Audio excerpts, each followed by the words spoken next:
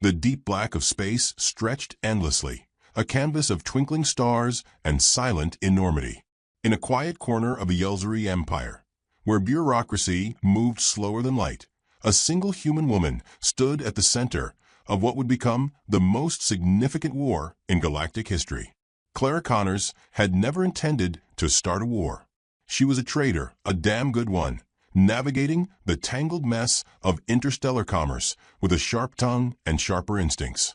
She had survived cutthroat dealings with the Anoth cartel, outdrunk a Borvaxian diplomat, and once smuggled an entire colony's worth of coffee beans past a Yelzuri inspection team without them suspecting a thing.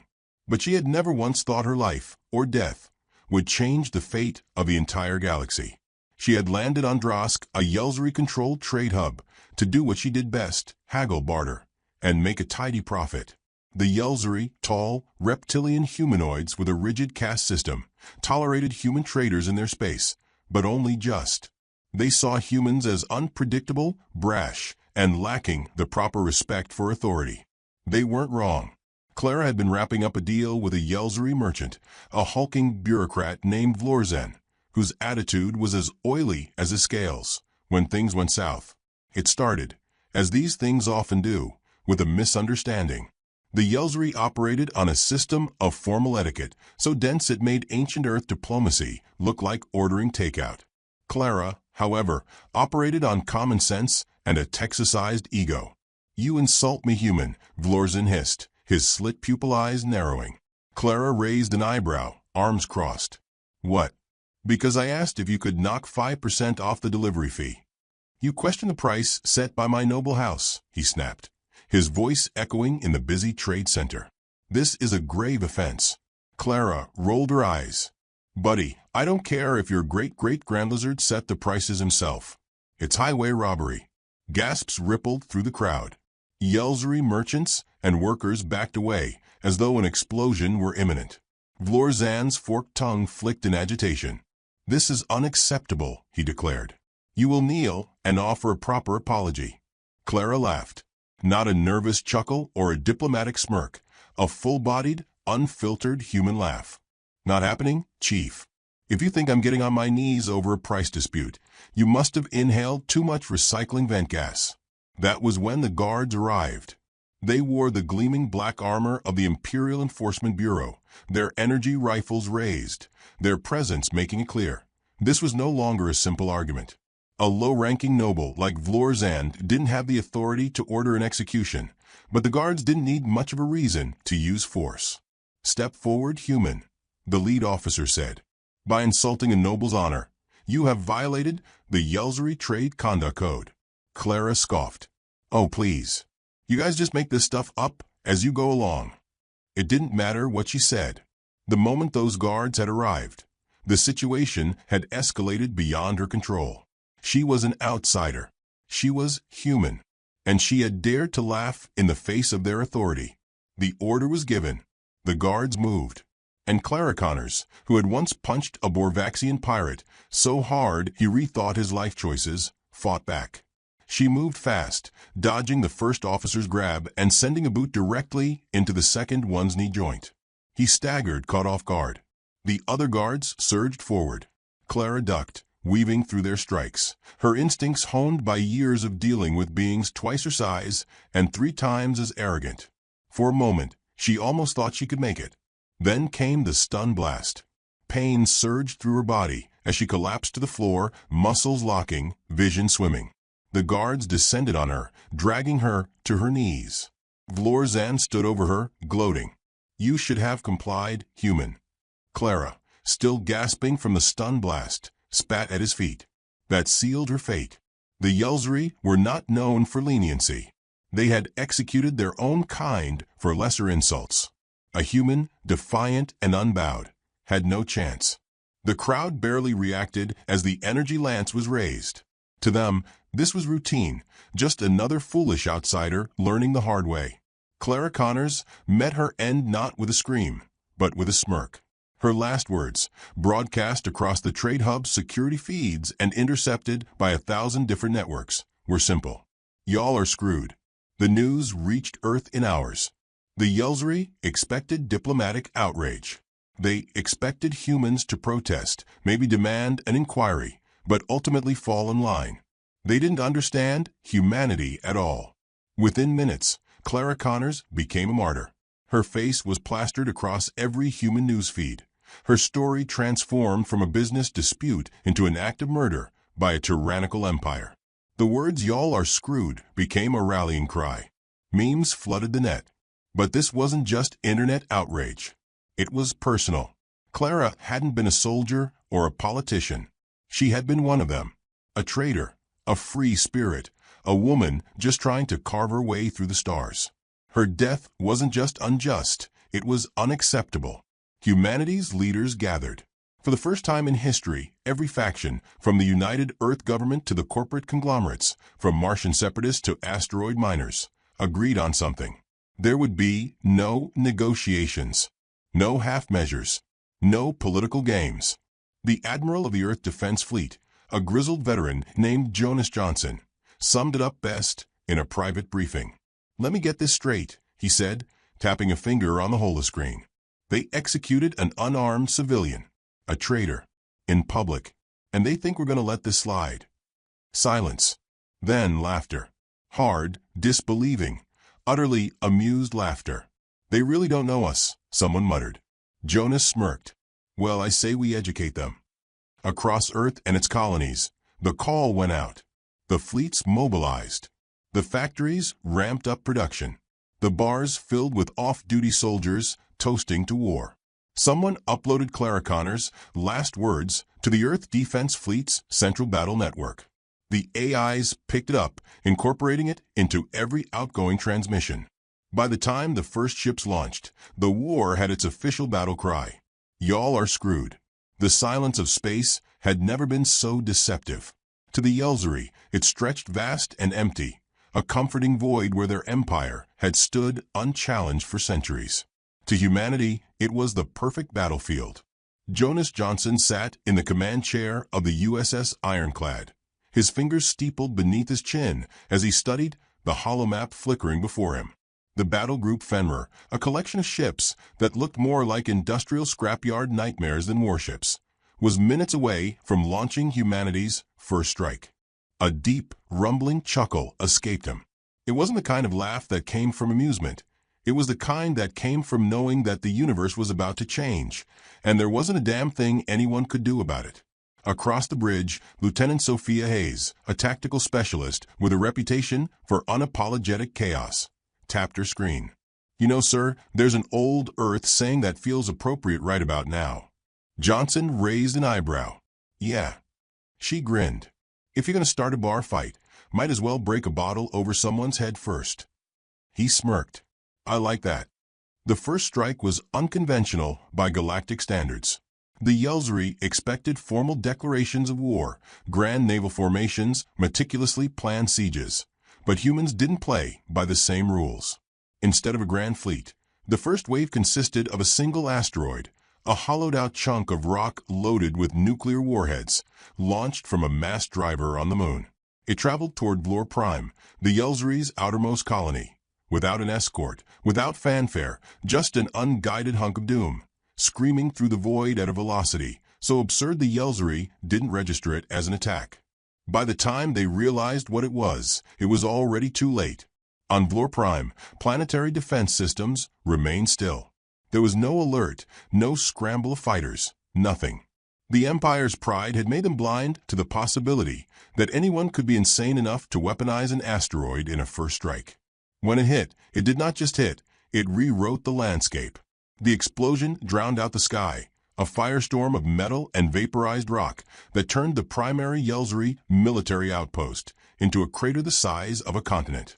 The seismic shock sent tsunamis rippling across the planet's oceans, cities collapsed, and within seconds, Vlor Prime's planetary governor was atomized before he could even finish screaming into his communicator. The Empire panicked.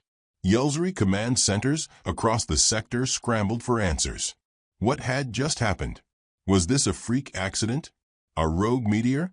Their confusion lasted exactly 3 minutes, right up until the moment the human fleet dropped out of FTL. The Ironclad, leading the charge, tore into the system, like an apex predator unleashed into a herd of prey. It was not sleek, nor was it graceful. It was a battleship made by a species that had spent its entire history figuring out new and exciting ways to kill things. Its hull was layered with armor plating taken from decommissioned planetary defense stations. Its main cannons fired slugs the size of cars at velocities that defied most ethical weapon conventions.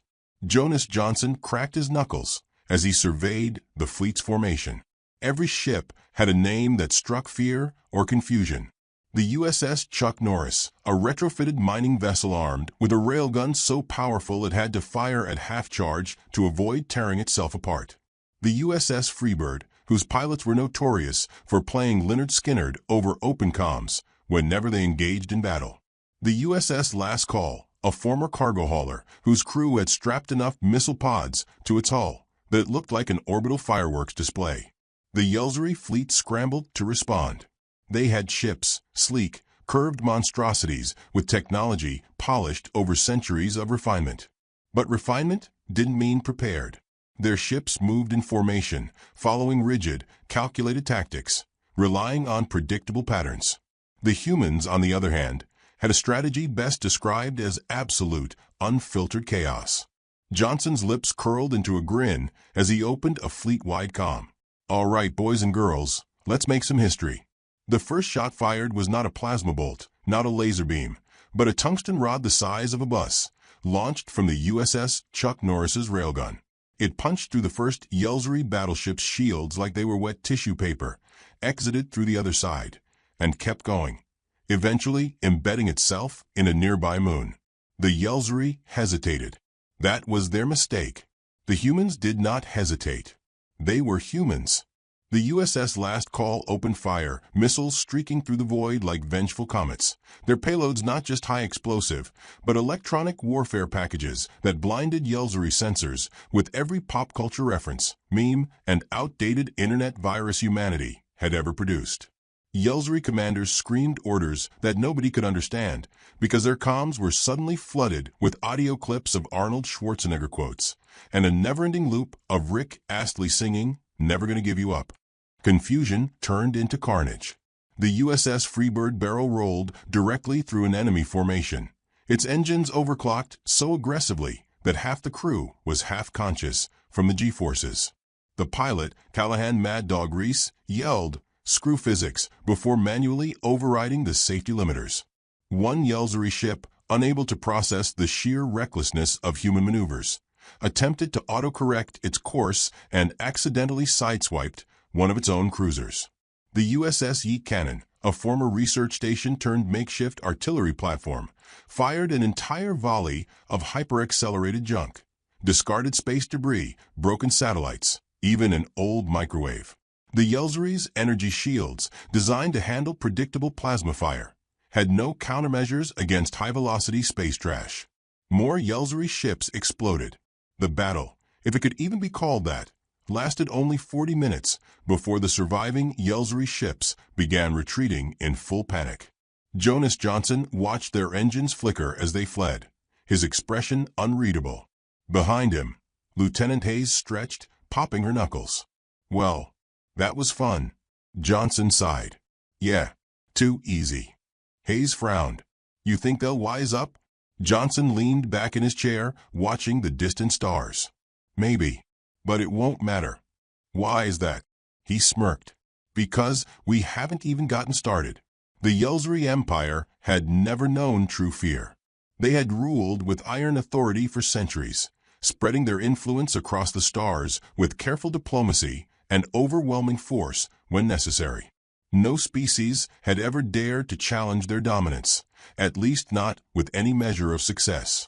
Until now. The aftermath of Vlor Prime's destruction sent shockwaves through the Empire. What had once been a flourishing military outpost was now a charred wasteland, wiped from existence by a hunk of rock and human spite. The battle that followed had only deepened the humiliation. Dozens of Yelzery warships reduced to debris, their once revered navy scattered like frightened prey. On the bridge of the Imperial War Fortress Janvak, Grand Strategist Exortal stood in cold silence, his claws flexing against the ornate console before him. The Yelzuri, for all their power, were a race that relied on order, on patterns, on structure. The humans possessed none of these things. Their fleets did not move in elegant formations. They did not adhere to the honor codes of war. They fought like wild animals, unpredictable and relentless. The human fleet has taken the Gornak Belt, a junior officer reported, his scales twitching in barely concealed fear. They've established forward operating bases on 3 of the largest asteroids. Exortal clenched his jaw. The Gornak Belt had once been considered impassable for large-scale fleets.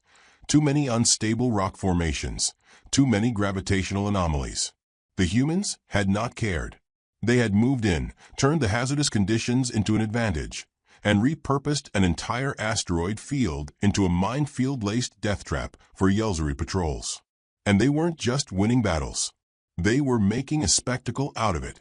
Reports had begun filtering through imperial networks of human soldiers broadcasting their victories live, turning war into a reality show for their own people. One battle had been accompanied by a loud, inexplicable song called Highway to Hell.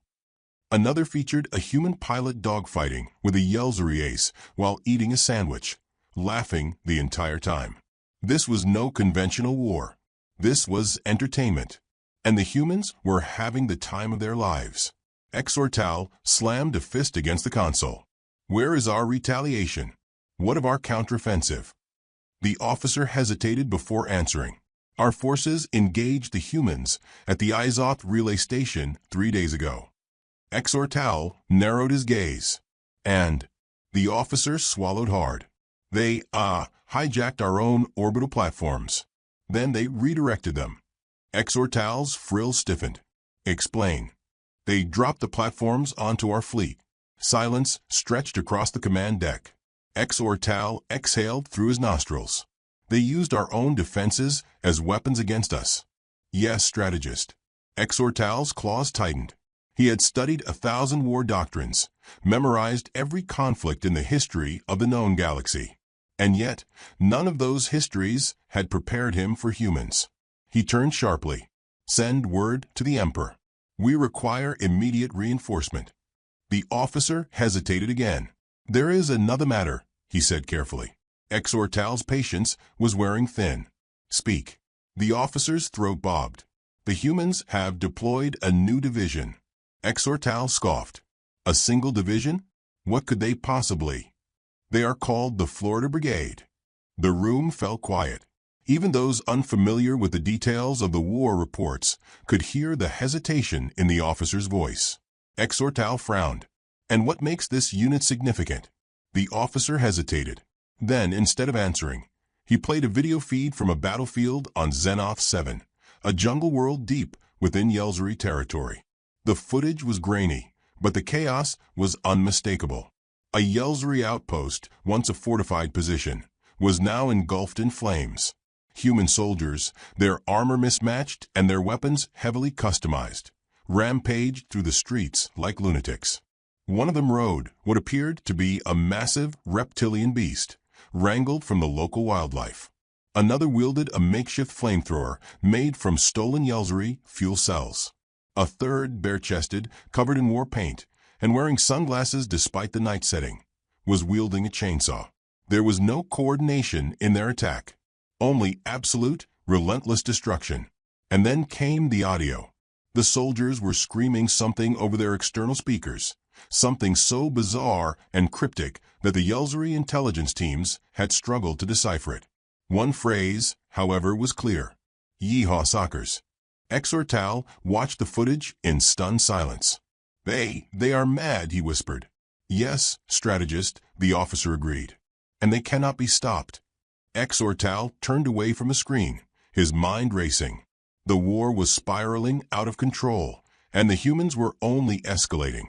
They had no intention of stopping, no desire for negotiations. They wanted to break the empire. And the terrifying thing? They were succeeding. Across the stars, the human fleet continued its rampage. The Yelzuri High Council, once steadfast in their belief that humanity would eventually submit, now found themselves on the defensive. Their pride was shattered. Their military doctrine was useless. And the humans? They were just getting started. The skies above Zelzur Prime, the heart of the Yelzuri Empire, were burning. The Yelzuri homeworld, Zaltharuk, had never known war. It was a planet of grandeur, a jewel of architectural perfection, where the Empire's nobility lounged in opulent estates, surrounded by the spoils of their centuries-long conquest. Here, wars were something distant, fought in the cold void, never on their own pristine soil. Now it burned. The human fleet had arrived in force, tearing through the last remnants of the Yelzuri armada like a pack of wolves descending on a wounded beast. The imperial capital, a once proud metropolis of towering spires and crystalline walkways, was now a battlefield. From orbit, the USS Ironclad loomed over the planet like a vengeful titan. On the bridge, Admiral Jonas Johnson watched as streaks of plasma and kinetic rounds rained down on the capital below. His fingers tapped absently against the armrest of his command chair, his gaze fixed on the battle reports scrolling across the display. Their planetary defense grid is failing, Lieutenant Sophia Hayes reported, her voice edged with exhilaration. Ground forces are already inside the Palace District. The Emperor's running out of places to hide. Johnson exhaled, leaning back. They thought we'd negotiate, thought we'd offer terms. His lips curled into a smirk. They really don't know us. The Yelzuri had tried everything. Diplomats had begged, envoys had pleaded, but there were no more deals left to make. Not after what they had done. Not after Clara Connor's execution had been broadcast to the galaxy.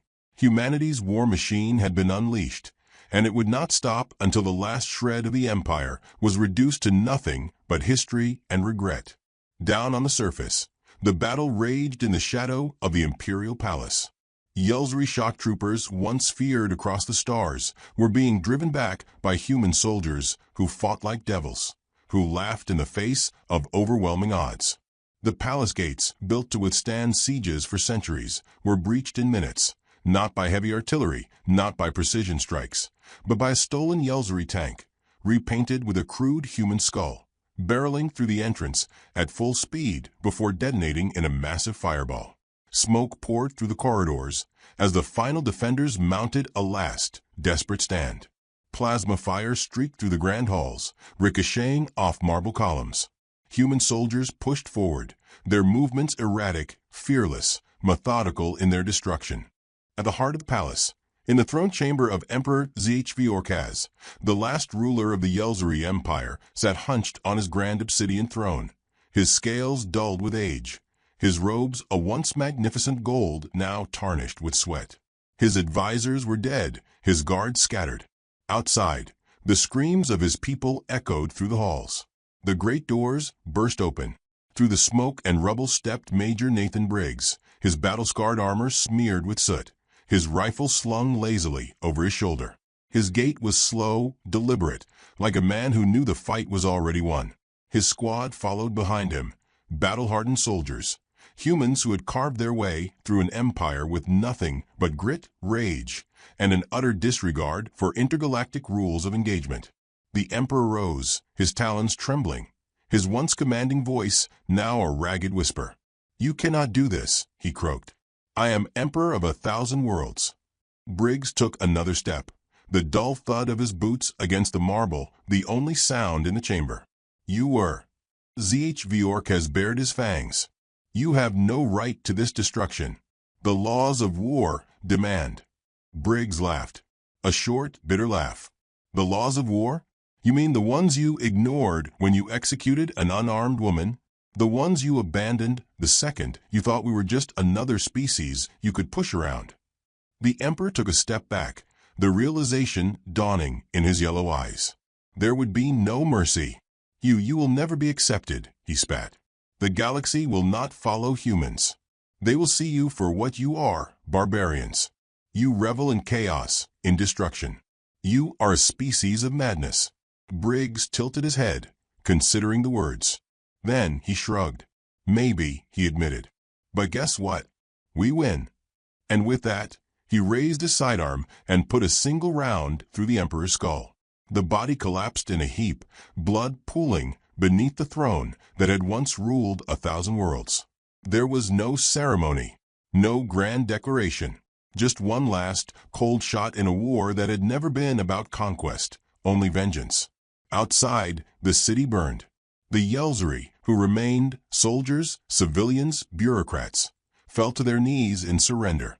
Their empire, once thought indestructible, had collapsed in less than a year.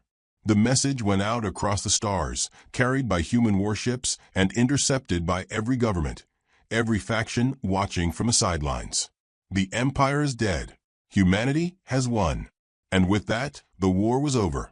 3 weeks later, in a makeshift command center set up in what had once been the Imperial Senate Hall, Johnson stood on a balcony overlooking the ruined skyline. Fires still smoldered in the distance, though most of the fighting had long since ended. Beside him, Sophia Hayes leaned against the railing, sipping from a flask. "So what now?" she asked. "We put up a McDonald's and start handing out green cards." Johnson smirked. "I was thinking of barbecue first." Hayes snorted. "Of course. Can't have a proper victory without brisket." Silence stretched between them, but it was a comfortable silence. A rare moment of peace after the storm. Then, in the distance, a fleet transmission came in. One of the human commanders, stationed on a newly conquered Yelzari world, spoke over the comm. "Hey, Admiral, you ever hear of the Taxer Dominion? Word is they taxed some Earth tourists last year." Johnson exhaled, shaking his head. "Jesus." Hayes grinned. "So, war's not over, huh?" Johnson took the flask from her, took a swig, and handed it back. "Nope." And as the war machines of humanity prepared to march once more, he couldn't help but laugh.